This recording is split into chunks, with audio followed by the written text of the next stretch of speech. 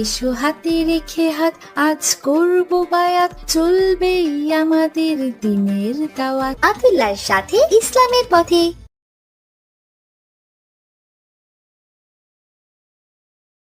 আসসালামু আলাইকুম রাহমাতুল্লাহ। ওয়ালাইকুম আসসালাম। তোমরা কেমন আছো সবাই? জি, আলহামদুলিল্লাহ ভালো আছি আমরা সবাই।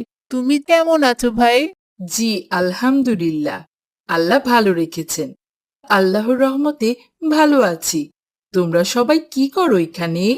তুমি জানো না ভাই, আজকে আমাদের নতুন বই দিবে। ও হ্যাঁ, মনে পড়েছে। বাসায় আব্বুকে স্যার বলেছিল বই দিবে স্কুলে। তাহলে সেটা কি আজ দিবে ভাই? জি ভাই। তাহলে চলো সবাই, দেরি কেন আর? নতুন বই নেওয়ার আনন্দই আলাদা। সেই রকমের আনন্দ। নতুন বই নিব, নতুন ক্লাসে উঠব, নতুন নতুন সহপাঠী পাবো। আমার ভাবতেই আনন্দ হচ্ছে। আচ্ছা চলো সবাই। আসসালামু আলাইকুম রাহমাতুল্লাহ টিচার। ওয়ালাইকুম আসসালাম। তোমরা কেমন আছো সবাই? জি আলহামদুলিল্লাহ, আল্লাহ ভালো রেখেছেন। আপনি কেমন আছেন টিচার? জি আলহামদুলিল্লাহ, আল্লাহ ভালো রেখেছেন। তোমরা কি বই নিতে এসেছো বাবারা? জি টিচার। সবাই তাহলে সামনে আসো, নিজের নাম ও বাবার নাম লিখে বই নাও। আচ্ছা টিচার। সকল ছাত্রছাত্রীর জন্য একটি ঘোষণা। আগামীকাল সোমবার সকাল 10টা থেকে তোমাদের ক্লাস চালু হবে। আগামীকাল সোমবার সকাল 10টা থেকে তোমাদের ক্লাস চালু হবে। তাহলে সবাই কালকে যথাসময়ে ক্লাসে আসবো ভাই। হুররে, আগামীকাল নতুন বছরের নতুন ক্লাস শুরু। আচ্ছা ভাই।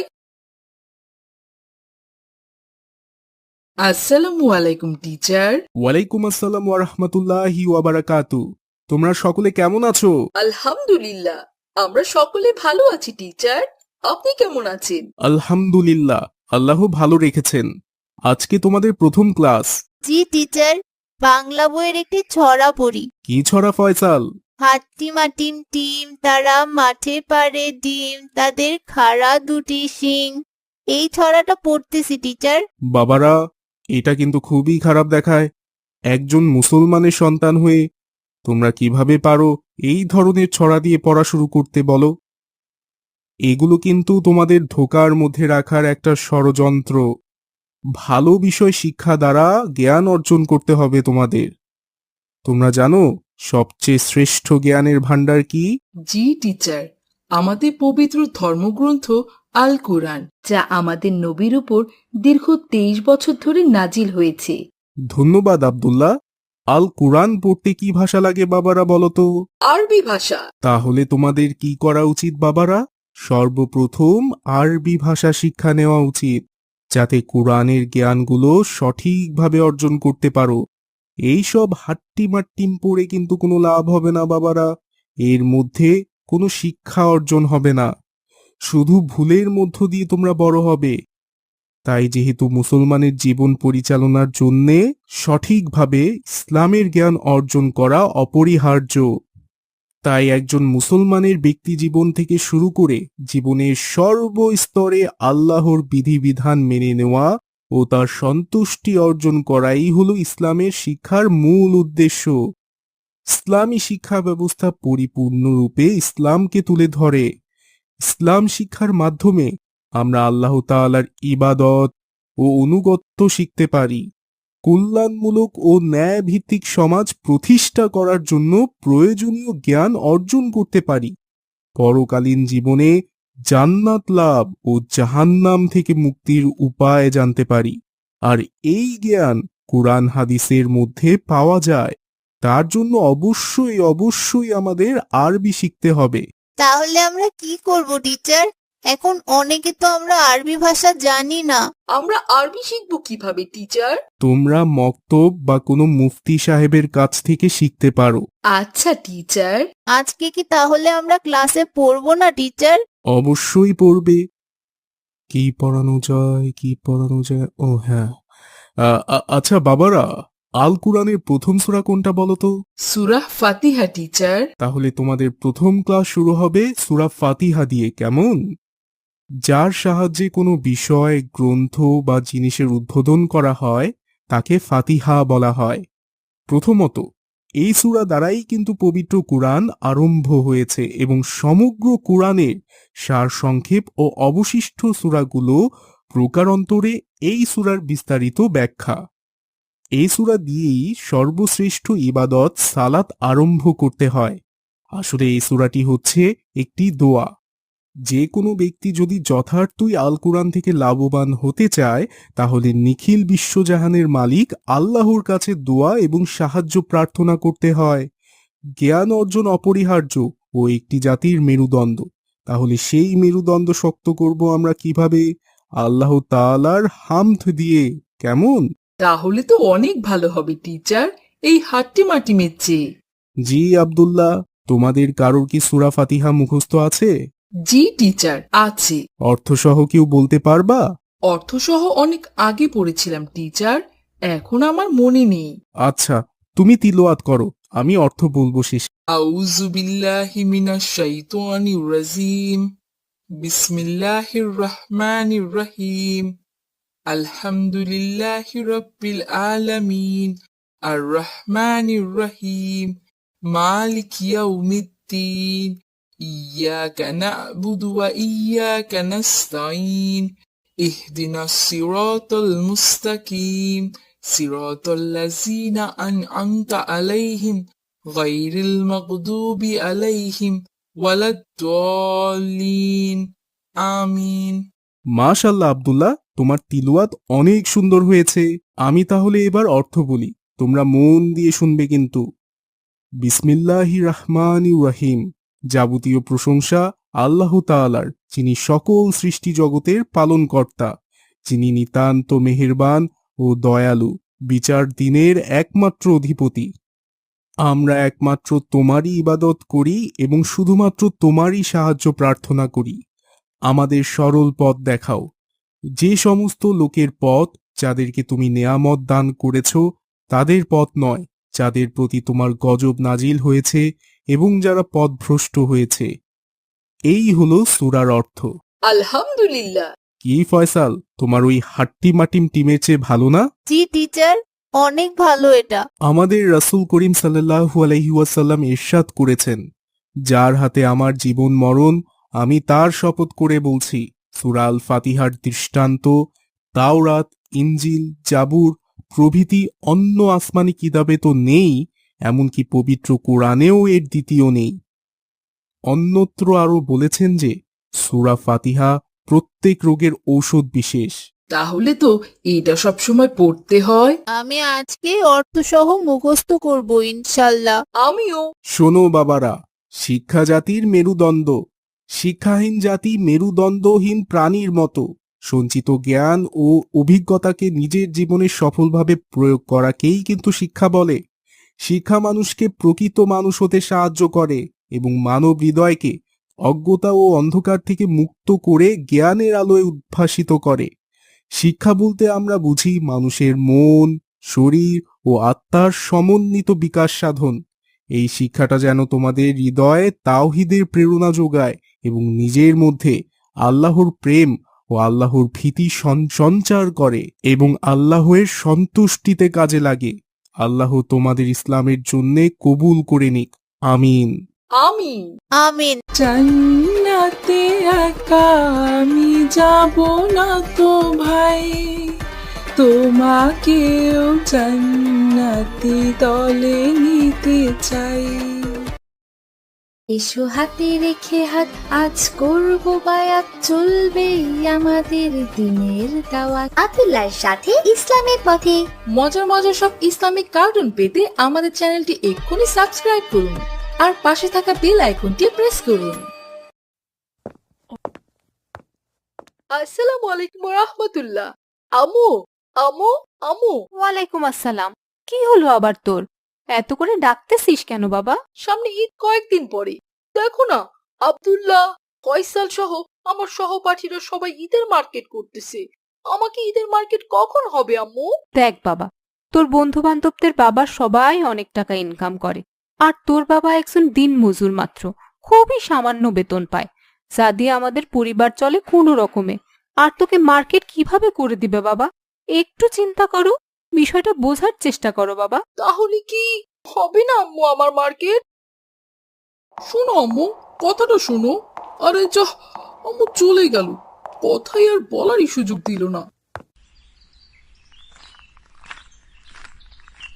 আসসালামু আলাইকুম রহমতুল্লাহ। ওয়ালাইকুম আসসালাম। তোমরা কেমন আছো সবাই? জি আলহামদুলিল্লাহ, ভালো আছি আমরা সবাই। তুমি কেমন আছো ভাই? জি আলহামদুলিল্লাহ, আমি ভালো আছি। তোমরা কি করো এখানে? আমরা গল্প করছি এই ঈদে কে কি মার্কেট করলাম তা নিয়ে, সাথে কোথায় কোথায় ঘুরবো তা নিয়ে। আমি পাঞ্জাবি ও পায়জামা নিয়েছি ভাই, সাথে সুন্দর দেখে জুতা। আমিও নিয়েছি। তা সাদিক বন্ধু, তুমি কি কি মার্কেট করলে? হ্যাঁ ভাই, আমিও করেছি। তুই তাহলে আমাদের সাথে ঘুরতে যাচ্ছিস? না বন্ধু, যাচ্ছি না, তোমরা এবার যাও, আমি যাব না। আচ্ছা থাকো তাহলে, আমি একটু বাসায় যাই, আমার কাজ আছে। কি ব্যাপার, চলে গেল কেন? হঠাৎ কি এমন কাজ পড়লো সাদিকের? আমার মনে হয় সাদিকের বাসা থেকে ওকে কোনো মার্কেট করে দেয় নাই, তাই বেচারা আমাদের মার্কেটে কথা শুনে মন খারাপ করে চলে গেল। চলো আমরা একটু ওর বাসায় খোঁজ খবর নেই।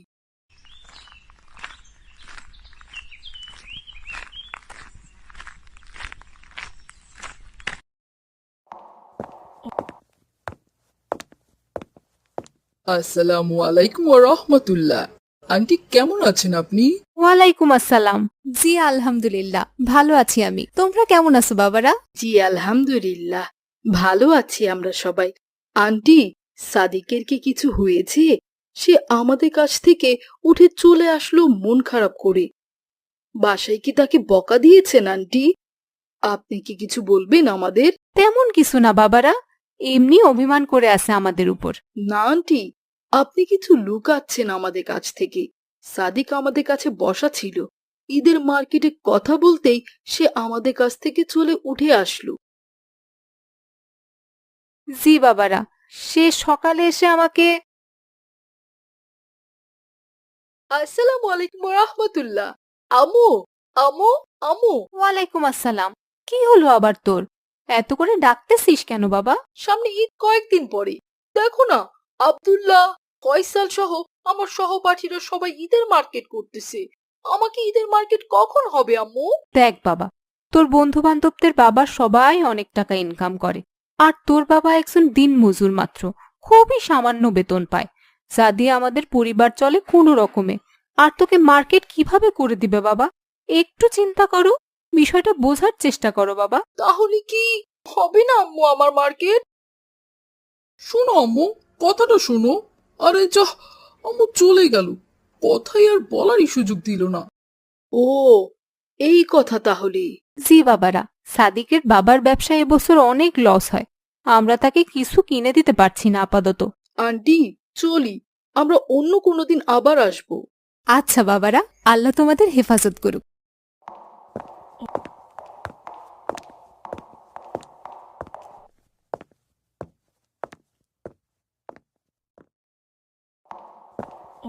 আসসালামু আলাইকুম রহমতুল্লাহ। ওয়ালাইকুম আসসালাম। আম্মু, আমার কিছু টাকা লাগবে।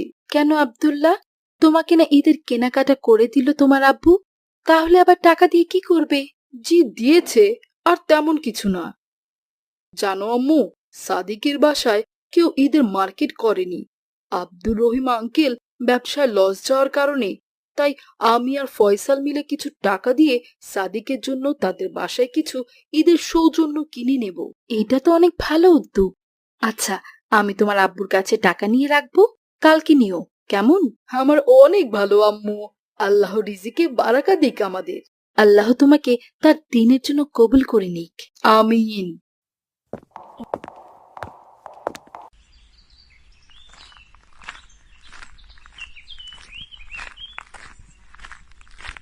আসসালামু আলাইকুম রহমতুল্লাহ। ভাই তুমি এসেছো তাহলে? ওয়ালাইকুম আসসালাম। জি ভাই। যাক আলহামদুলিল্লাহ, আল্লাহ তোমার হায়াত বাড়িয়ে দিক। তোমার চিন্তাই করতে করতে আসছি। তা ভাই, আমাদের বন্ধু সাদিক ও তার বাসায় ঈদ উপহার সামগ্রী কিনে দেওয়ার জন্য তুমি কি টাকা ম্যানেজ করতে পেরেছো? জি ভাই, এই নাও আমার টাকাটা। আলহামদুলিল্লাহ, আল্লাহ তাআলা আমাদের ধারণার চেয়ে বেশি ব্যবস্থা করে দিয়েছেন। আলহামদুলিল্লাহ। ভাই, এখন চলো তাহলে কেনাকাটাটা করে নিয়ে আসি। আচ্ছা চলো তাহলে।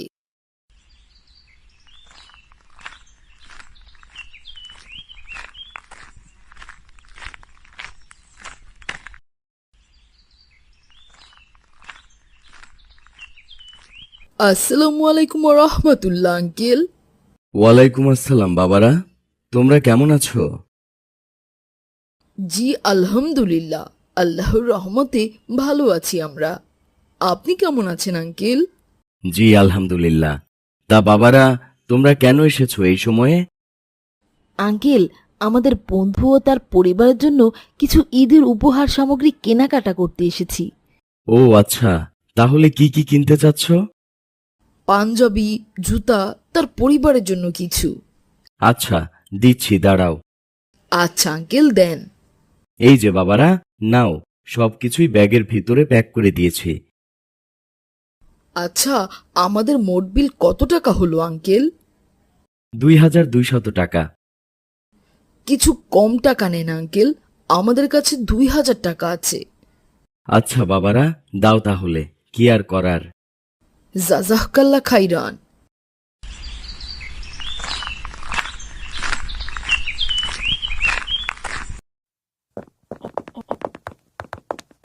আসসালামু আলাইকুম ওয়া রাহমাতুল্লাহ। ওয়ালাইকুম আসসালাম। তোমরা কেমন আছো সবাই ভাইরা? এখন আমাদের বাসায় কি মনে করি? কেন, আমরা আমাদের বন্ধুর বাসায় আসতে পারি না নাকি? তা না, অবশ্যই আসবে।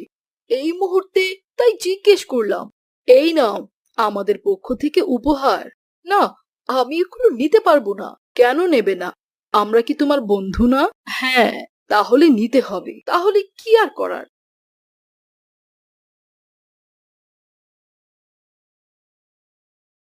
তোমরা এগুলো নিয়ে এসেছো কেন বাবারা? আন্টি, আমরাও আপনার ছেলের মতোই সাদিকের বন্ধু।